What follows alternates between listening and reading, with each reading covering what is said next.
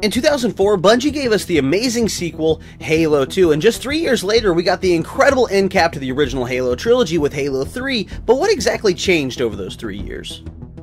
So in this video, guys, I'm going to be comparing two of my all-time favorite games, Halo 2 versus my first midnight launch I ever went to, Halo 3, completely unrelated, but I'm throwing it in anyway. But guys, I hope you enjoy the video as much as I've enjoyed making it for you. If you do like the video, be sure to drop a like on it because it helps the little video reach new fans, as I always say. But guys, if you haven't already, be sure to subscribe to Live from My Basement, where I make new videos like the one you're watching right now every single week, so be sure to subscribe. And if you feel like supporting the channel even further, check out my memberships. There's cool perks and things over there. But guys, let's dive into the video. In Halo 2, Bungie decided to remove the classic assault rifle from Halo CE and instead replace it with the battle rifle and the SMG in Halo 2. But in Halo 3, they brought back the classic assault rifle, though it functions more like a rifle and less like an SMG as it did in Halo Combat Evolved. Though in Halo 3, we still do have the SMG and the battle rifle, so we get the best of both worlds. And speaking of weapons, one really cool feature that was cut from Halo 2 is actually, as you can see right here, whenever I finish this mission in Halo 2, I end the mission with the energy sword in my hand, and in the cutscene, you can actually see that I'm still carrying the energy sword, whereas in Halo 3, they generally just replaced every weapon. It doesn't matter what weapon you're carrying at the end of the game, you're probably going to be carrying the assault rifle in the cutscene, and they didn't return this into Halo until Halo Infinite, so at least they finally brought it back. In my opinion, one of the biggest changes in Halo 3 was the huge overhaul scene to the Brutes. In Halo 2, the Brutes were pretty bare bones with their gameplay, though I love their design. They look like giant Sasquatches with alien guns. But combat with them was pretty simple, as your only option was really just to light them up until you defeated them, or pop their helmets off and hit them with the headshot because they had no energy shields. Their unique mechanic, however, was their Berserk ability. In Halo 2, if you defeated enough Brutes, the remaining Brutes would enter a Berserk state, throw their weapon to the ground, and attempt to beat you down. There are also only two classes of Brutes in Halo 2, the Brute Miner with his simple helmet, and the Brute Captain with his cool neon flag. While the Brutes of Halo 3 received a huge overhaul with their brand new suits of power armor, every class from the Miner to the Brute Captain is covered head to toe in this new power armor, which can take a bit of abuse before exploding off, burning the Brute, which is now what triggers the new Berserk ability.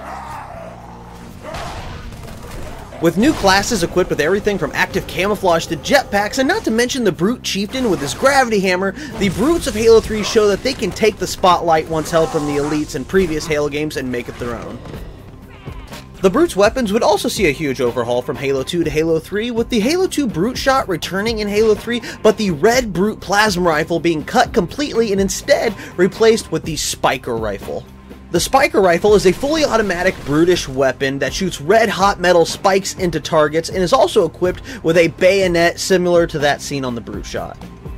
But the Brutes received more than just new weapons, but new vehicles as well, as the Brutes in Halo 2 could only use the existing Covenant vehicles like the Ghosts, Banshees, and Spectres. In Halo 3, the Brutes received their own brutish vehicles, like the Brute Prowler, which is supposed to be like the Brute version of the Covenant Spectre, but most notably the Brute Chopper with its unique boosted ram ability that just eviscerates enemy vehicles.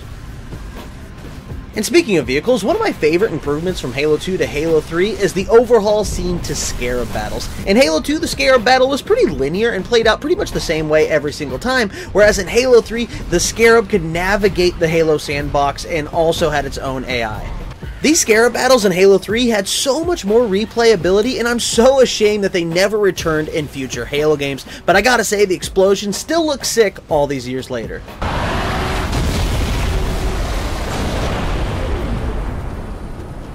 Well done, Chief. And speaking of new vehicles, the UNSC also got a new vehicle with the Hornet.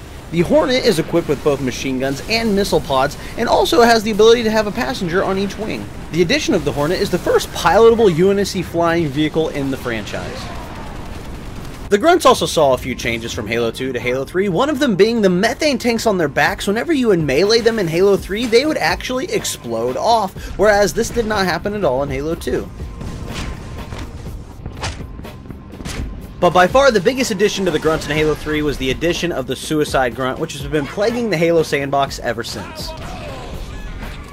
Other than the Grunts and Brutes, the Hunters saw a few changes from Halo 2 to Halo 3, as the grenade glitch from Halo 2, where the grenades would stun the Hunters and make them turn around, has been completely removed in Halo 3, and also, if you stick a Hunter in Halo 3, you can blow the entire back plate off of the Hunter, exposing the vulnerable parts of the Hunter so you can take it down more easily. Another neat detail that has changed is that in Halo 2, whenever a Marine is taken out, there's no actual visual damage on the Marine himself. Whereas in Halo 3, whenever a Marine is taken out, you can actually see blood decals on the Marine's uniform and on their face as well. And on the Flood side of things, they added a few new changes from Halo 2 to Halo 3 as well, but most notably to me, the animation in Halo 2 where the Flood Parasite would reanimate a dead Flood is still in Halo 3, but they added a brand new animation in Halo 3 of the Flood taking over a living organism. It's grotesque, and honestly, I kinda love it. Leading to another one of my favorite changes from Halo 2 to Halo 3. In Halo 2, whenever a Phantom would show up, all you could really do was blow the cannons off of it until it dropped off its troops and then left. In Halo 3, you can actually destroy the Phantoms, and the explosions look awesome. Not to mention, you can blow up the Covenant sniper towers as well, and I can't help but do it every single time I see them.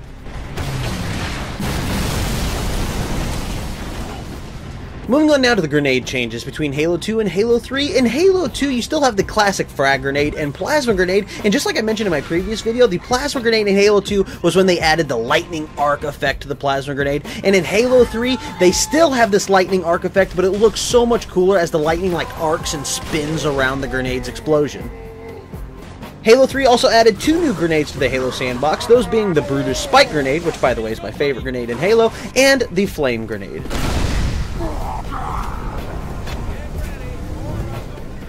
Moving on now to the water effects between these two games, and all I'll say is that the water effects in Halo 2 very much look like the water effects that would appear in a game that came out in 2004, whereas in Halo 3, the water effects on display are far better than any game had any right to be that came out in 2007. Not to mention, when I was doing a grenade test in the water to show off the cool ripple effects in Halo 3, that dead fish floated up from the bottom of the river. I had no idea that was even a thing. But most notably when it comes to the water effects, in Halo 3, things actually float in the water, whereas they didn't in Halo 2. That bridge is the most direct route to the city center. Another change that you'll immediately notice in Halo 3 is that whenever you're walking through bushes and foliage, the bushes actually react to you moving through them. It's not just you, however, as AI moving through the foliage can make them move as well, whereas this does not happen in Halo 2. It doesn't matter if you're walking through it or setting off explosions, they will not move whenever you interact with them. Another interesting change between Halo 2 and Halo 3's physics, in Halo 2, whenever you melee an enemy that you've taken out, they do not move at all. The only exception is smaller Covenant like Grunts and Jackals when you hit them with specific weapons like the rocket launcher, the energy sword, or the brute shot. Whereas in Halo 3, it doesn't matter what weapon you have in your hand or who you're meleeing, you can still make the bodies move whenever you hit them. And finally, when it comes to heavy weapons between Halo 2 and Halo 3, Halo 2 does have the machine gun and the plasma cannon, and Halo 3 does add a few new ones like the missile pod and flamethrower, but most notably, the ability to detach heavy weapons from their bipods and carry them around is fantastic, and honestly, probably the most Spartan thing we do in the Halo games. Well guys, this has been my direct comparison of Halo 2 versus Halo 3, and as I said, some of my favorite games ever made. The original Halo trilogy is so near and dear to me, and I've been really looking forward to doing these direct comparisons on the channel, and I can't wait to make some more. That next one that's going to be Halo is going to be Halo 3 versus Halo Reach. That's going to be a lot of fun as well. But guys, like I said, Halo 2, Halo 3, some of my favorite games ever made. I honestly can't tell you which one I necessarily like more. I think Halo 2 specifically has some of the best storytelling in the entire franchise, but Halo 3, I mean, ultimately, if it comes down to like my favorite Halo game, it would be like just a fight to the death between Halo Combat Evolved and Halo 3, but I mean, I'm not ready to figure out even today which one is my absolute favorite. But guys, I hope you guys enjoyed this video as much as I've enjoyed making it for you guys, and if you haven't already, be sure to subscribe to Live from My Basement for new videos like the one you're watching right now, because I upload every single week, so don't miss out. But guys, I hope you enjoyed the video, and I'll catch you guys in the next one. See ya.